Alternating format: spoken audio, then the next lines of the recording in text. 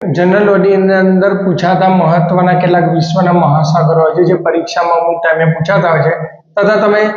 જાણવા માટે બી યાદ રાખી શકાય છે તો યાદ રાખવાની રીત શું છે PAISA પૈસા બરાબર તો વિશ્વના મહાસાગરો કેવી રીતે યાદ રાખવા તો યાદ રાખવાની પૈસા બરાબર P માં શું આવશે પ્રશાંત મહાસાગર કયો મહાસાગર પ્રશાંત મહાસાગર પછી એ માં શું આવશે એટલાન્ટિક મહાસાગર બરાબર પછી આઈ એટલે ઇન્ડિયા એટલે હિન્દ મહાસાગર ઇન્ડિયા પરથી હિન્દ મહાસાગર બરાબર